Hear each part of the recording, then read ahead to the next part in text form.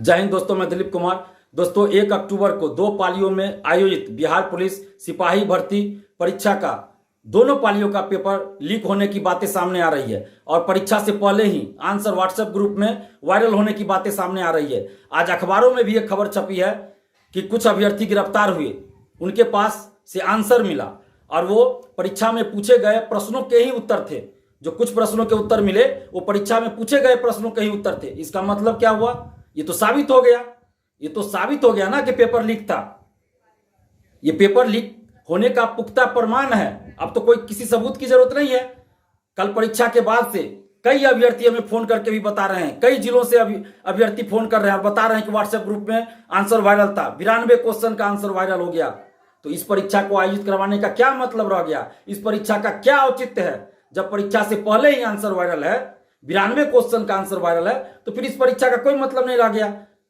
जिनके पास आंसर आया होगा, जो पैसा दिए होंगे, जिनके पास आंसर आया होगा वो सफल हो जाएंगे। जो ईमानदारी से पढ़ाई किए, जो ईमानदारी से परीक्षा दिए, उनका रिजल्ट एकदम नहीं होगा। तो इस परीक्षा का अब कोई मतलब नहीं रह गया। इसलिए इस पूरी परीक्षा को जो 1 अक्टूबर को हुई दोनों पालियों की परीक्षा को पहले रद्द किया जाना चाहिए और इस मामले की निष्पक्षता के साथ जांच होनी चाहिए कि कौन लोग हैं जो परीक्षा से पहले पेपर आउट करवा लेते हैं, पेपर लीक करवा लेते हैं। आंसर वायरल हो जाता है, कहां से आंसर आता है, कौन आंसर तैयार करता है, कौन पेपर लीक करवाता है।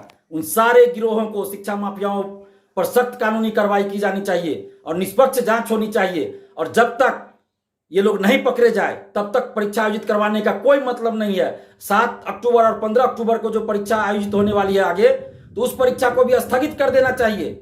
उस परीक्षा को आयोजित कराने का भी अब कोई मतलब नहीं है, क्योंकि जब 1 अक्टूबर को दोनों पालियों में ये लोग सेंधमारी कर लिए तो जाहिर सी बात है ये लोग 7 अक्टूबर और 15 अक्टूबर को भी सेंधमारी कर लेंगे। उनका सेटिंग हो गया।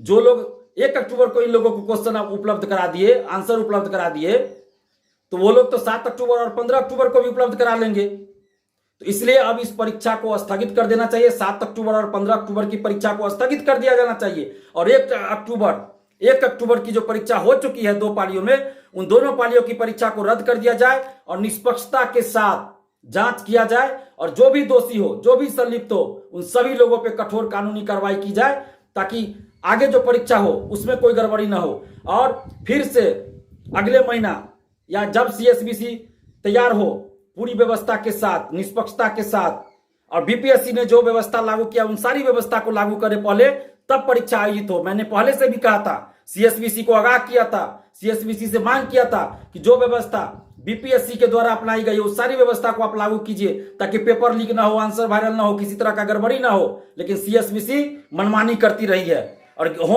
होम सेंटर दिया गया। हम लोग मांग करते रहे कि गृह जिला में सेंटर नहीं दीजिए, गृह जिला के अगल बगल जिला में सेंटर दीजिए, लेकिन फिर भी गृह जिला में सेंटर दिया गया और गृह जिला में सेंटर देने से और ज्यादा धांधली सेटिंग होती है। इसलिए हम अभी भी मांग कर रहे हैं कि आगे जो परीक्षा होने वाली है उसको स्थगित कीजिए और जो परीक्षा 1 अक्टूबर को हो चुकी है उसको रद्द कीजिए और पूरे मामले की निष्पक्षता के साथ जांच करवाइए। नीतीश कुमार जी से हम मांग कर रहे हैं, मुख्यमंत्री जी से हम मांग कर रहे हैं कि इस पूरे मामले की निष्पक्षता के साथ जांच करवाइए और क्या सीएसबीसी के अंदर के लोगों की भी कोई संलिप्तता है या नहीं, इसकी भी जांच होनी चाहिए। और जब तक ये जांच ना हो जाए तब तक परीक्षा आयोजित करवाने का कोई मतलब नहीं है। कब तक बिहार के लाखों युवाओं के साथ इस तरह अन्याय होता रहेगा? कब तक बिहार के युवाओं के सपनों को बेचा जाएगा, उनके भविष्य के साथ खिलवाड़ होगा, उनके भविष्य को बेचा जाएगा?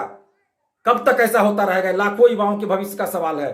इसलिए अब नीतीश कुमार जी आपसे मांग कर रहे हैं कि इस पूरे मामले की निष्पक्षता के साथ जांच करवाइए और फिलहाल आगे की परीक्षा को स्थगित करवाइए और जो परीक्षा 1 अक्टूबर को हुई उसको रद्द करवाइए, उसको रद्द कीजिए और फिर से नए सिरे से पूरी पारदर्शिता के साथ और जो व्यवस्था बीपीएससी ने अपनाई उन सारी व्यवस्था को लागू करके अच्छे से परीक्षा को आयोजित करवाई जाए। अगर ऐसा नहीं होता है तो लाखों बिहारी युवाओं के साथ अन्याय होगा और हम ये अन्याय बर्दाश्त नहीं करेंगे। अगर हमें जरूरत पड़ी, अगर अभ्यर्थी कहेंगे तो हम सड़क पे उतर के भी आंदोलन करने के लिए मजबूर हो जाएंगे। हमें आंदोलन करने का कोई शौक नहीं होता, लेकिन जब हमें मजबूर किया जाता है तब हम मजबूरन सड़क पे उतरते हैं। हम सरकार से ये मांग करें, खासकर नीतीश कुमार जी से मांग कर रहे हैं कि इस पूरे मामले की निष्पक्षता के साथ जांच करवाइए। धन्यवाद। जय हिंद।